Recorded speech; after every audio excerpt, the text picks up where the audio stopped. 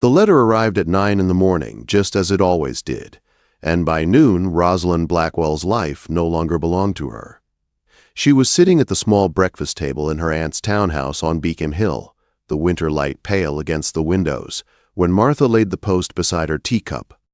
Rosalind barely glanced at it. She was counting numbers in a ledger, neat columns that never seemed to add up the way she needed them to. "Bills," her Aunt Philippa said lightly from across the table, breaking toast into careful pieces for her elderly spaniel. "Bills and more bills. I swear the mail used to bring better news when I was young." Rosalind opened the first envelope with a butter knife. A dressmaker's account, smaller than expected. She relaxed slightly. The second was an invitation to a charity musicale in Boston. She set it aside without comment. The third made her pause. The seal was heavy, formal. The name was written in a stranger's hand. Miss Rosalind Blackwell, care of Mrs. Beller. Philippa Thorne, Beacon Hill, Boston. "I don't recognize the firm," Philippa said, peering over her spectacles. "Perhaps a rich cousin has died and remembered us at last." Rosalind smiled faintly and broke the seal. By the time she finished reading, the room felt colder. "Rosalind?" Philippa's voice sharpened.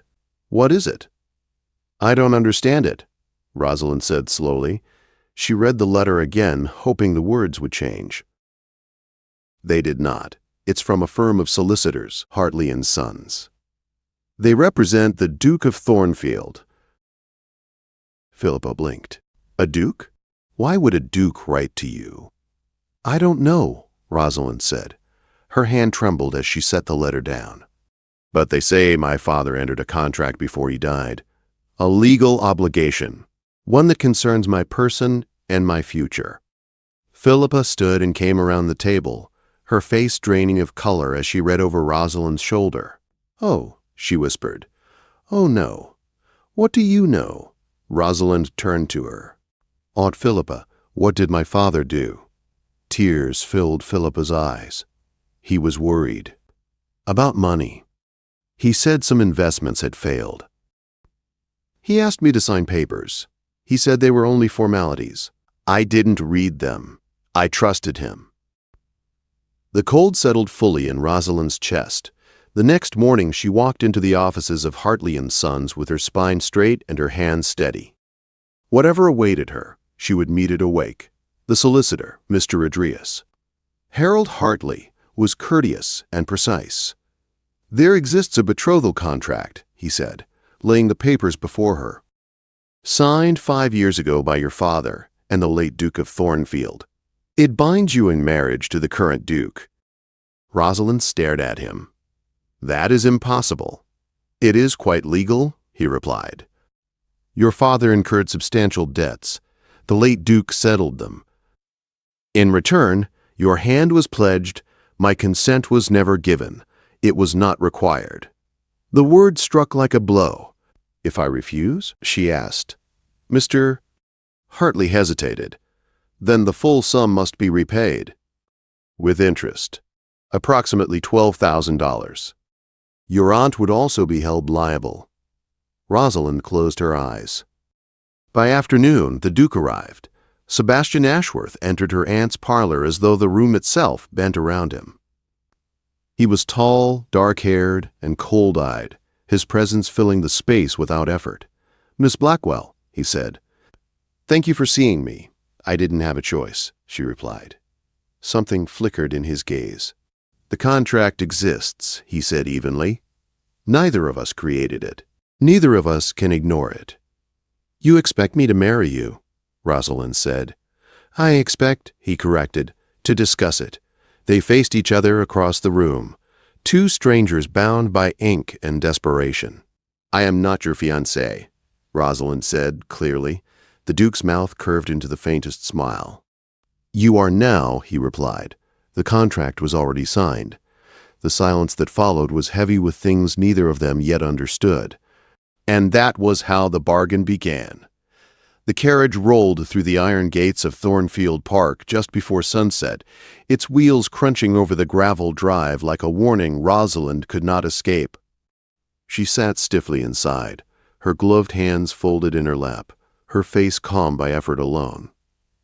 Across from her, Aunt Philippa dabbed her eyes with a handkerchief torn between guilt and awe. "My dear," Philippa whispered, "it looks like a palace." Rosalind did not answer. The house rose ahead of them, all stone and shadow, too large, too solid, as if it had been standing there long before she was born and would remain long after she was gone. It did not feel welcoming. It felt permanent. Sebastian was waiting when they arrived. He stood on the front steps, coat perfectly cut, posture rigid, every inch the Duke of Thornfield. When his eyes met Rosalind's, something unreadable passed through them. He inclined his head. "Miss Blackwell, Mrs. Thorn, welcome." Inside, servants moved with quiet efficiency. Rosalind was shown to her rooms, just as promised. They were comfortable, elegant, and unmistakably not hers.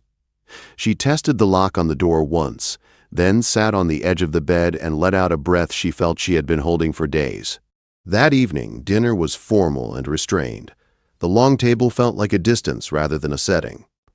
Sebastian spoke politely, asking about her journey, her comfort, nothing more. Finally, Rosalind set down her fork. "You said this was to be a trial," she said. 6 weeks to decide whether we can endure each other." Sebastian looked at her steadily. "Not endure. Understand." "Then let us not pretend," she replied. "I did not come here because I wished to. I came because refusal would ruin my aunt. And I did not seek you out," he said quietly. "I discovered a contract that tied my life to yours." They regarded one another in silence. "Very well," Rosalind said. "Let us understand each other honestly, then." The days that followed were not what Rosalind expected. Sebastian did not command her time. He did not demand her attention. Instead, he gave her space, perhaps too much. They crossed paths in hallways and gardens, exchanged measured words, careful glances. It was his brother Marcus who broke the tension. "You're reading Homer," Marcus said cheerfully, dropping into a chair beside her in the library. "Sebastian was afraid you'd be ornamental." "I fail spectacularly at ornament," Rosalind replied. Marcus laughed. "Good. He needs someone who doesn't bow." Slowly, things shifted. They walked together in the gardens. They argued about books and duty and whether a life could be built on obligation alone. Sebastian listened more than he spoke. When he did speak, it was thoughtful, precise, sometimes edged with bitterness. "I was engaged once," he said one afternoon without looking at her. "She wanted my title. I wanted to believe she wanted me." Rosalind said nothing, but she understood. Weeks passed. The formality softened. The silences grew easier. Laughter appeared, cautious at first, then unexpected and real. And Rosalind found herself doing the one thing she had sworn she would not. She began to care. She saw the man beneath the title, the boy shaped by loss, the Duke burdened by expectation, and Sebastian saw her not as a contract, but as a woman who challenged him, who did not flatter, who would rather argue than submit. By the 4th week, the truth was unavoidable. They were no longer strangers. They were standing by the lake when Sebastian spoke again. "I can void the contract," he said, "at the end of 6 weeks. Pay the penalty, set you free." Rosalind's heart tightened. "And would you?" "Yes," he said. "If you wished it." She turned to him then, searching his face. "And what do you wish?" He did not answer at once. "I wish," he said finally, "that this choice were not tainted by paper and debt." "So do I," she said softly. That night, Rosalind realized the danger. She was falling in love. The 5th week brought trouble. Lady Constance Beckford arrived unannounced, beauty sharp as a blade, eyes calculating. She spoke sweetly and struck hard. "You must understand," she said to Rosalind with a smile, "society is cruel to women who rise by transaction." Rosalind met her gaze. Then society must learn to be disappointed. The warning came in a letter the next morning. Accusations, threats, hints of scandal tied to her father's debts. Rosalind showed it to Sebastian. He believed her without hesitation. "I will handle this," he said. But the attack came faster than either expected. Jewels were found in Rosalind's room. Constables arrived. Lady Constance, the accused. Evidence glittered and condemned. Sebastian's face went pale. Rosalind was taken away. And for the first time since they met, doubt flickered in his eyes. As the carriage door closed, Rosalind felt something worse than fear. She felt her heart breaking. Because she did not know if love, once tested, would survive. And she did not know if the Duke would choose trust or retreat back into the cold. The cell was small, cold, and smelled of damp stone and old fear. Rosalind sat on a narrow bench, her hands folded in her lap, her back straight out of habit more than strength. The iron door had closed hours ago, yet the sound still echoed in her ears. She had been questioned twice. Each time she gave the same answer. "I did not steal the jewels," the men wrote. They nodded. They did not believe her. What hurt most was not the arrest. It was the memory of Sebastian's face when the box was opened. The pause. The flicker. The doubt he tried and failed to hide. She had trusted him. Completely. Now she waited to learn if that trust had been foolish. The hours passed slowly. Light faded from the small window high in the wall. Rosalind told herself she would not cry. She had survived worse than humiliation. She had survived being sold by contract. She would survive this. Still, her chest ached. When the door finally opened, she expected another constable. Instead, Marcus Ashworth stepped inside. "Rosalind," he said softly. "Thank God." She stood. "Where is your brother?" Marcus hesitated. That hesitation told her everything. He believes her. Rosalind said quietly. "No," Marcus said quickly. "Not exactly. He believes you. But he is afraid of being wrong again. He is tearing the world apart, looking for proof." She closed her eyes.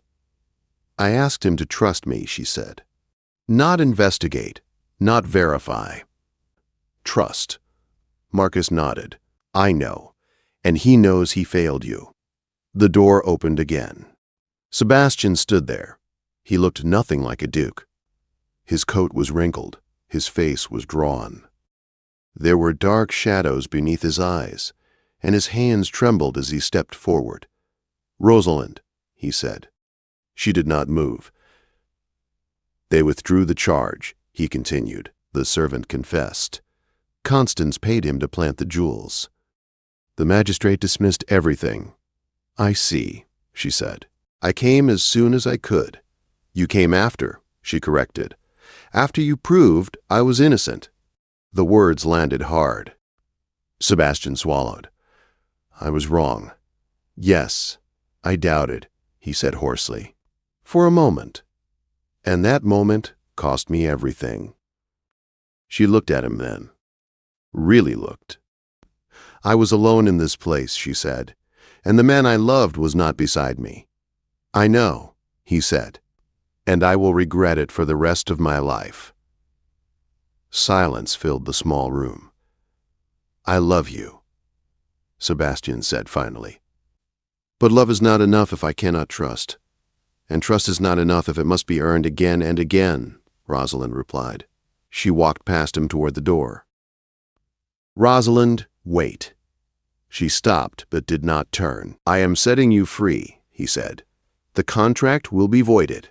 Tonight, you can return to Boston. You will never hear my name again if that is what you want." Her hand tightened on the doorframe. "And what do you want?" she asked. "I want to be better than the man who failed you," he said, "even if it costs me you." She turned then, tears finally breaking free. "That is the first honest thing you've said since this began." He stepped closer. "Then, let me say, one more. Stay. Not because of the contract. not because of obligation. Stay because you choose me. She searched his face, seeing the fear there, naked and real. You do not get to ask that, she said softly. Not yet. She left without looking back. Rosalind returned to her aunt's home 2 days later. Philippa wept with relief. The house felt small and familiar, and for the first time Rosalind understood what safety truly was. A letter arrived the next morning. The contract had been destroyed. No demands. No conditions. Just one line at the end, written in Sebastian's own hand. I will not ask again, but I will wait. Days passed. Rosalind tried to resume her old life. She walked the same streets, read the same books, counted the same accounts. Everything felt hollow. She thought of Sebastian alone in that great house, thought of the way he had listened to her, challenged her, loved her in the quiet ways that mattered. And she thought of the cell, of how fear had exposed the cracks in them both. A week later, another letter came. Not from Sebastian. From Lady Constance. You may have won this round, but he will always doubt. Men like him always do. Rosalind folded the letter and burned it. That night she made her decision. She returned to Thornfield Park alone. Sebastian was in the library when she entered, standing before the fireplace as if he had never moved since she left. When he saw her, all color drained from his face. You shouldn't be here, he said. I know, she replied. But I am. He did not approach her. If you came because you feel sorry for me, please leave. I came because I am angry, she said. Because I love you, because I refuse to let fear decide my life. His breath caught. I will not marry a man who doubts me, she continued. But I will marry a man who learns. She stepped closer. I am not innocent of fear either. I ran because I was hurt. Because it was easier than staying. She stopped before him. So this is my choice, she said. I choose you, not the Duke, not the contract. You. But if you ever doubt me again, I will leave, and I will never return. Sebastian dropped to his knees, not out of pride, out of desperation. I swear it, he said, on my name, on my life. I will trust you even when fear tells me not to. She took his hands. Then stand up, she said gently. I will not marry a man on his knees. He rose, tears in his eyes. They married quietly 1 month later. No society. No spectacle. Just vows spoken with shaking voices in the small chapel on the estate. The contract was burned in the garden after. Years passed.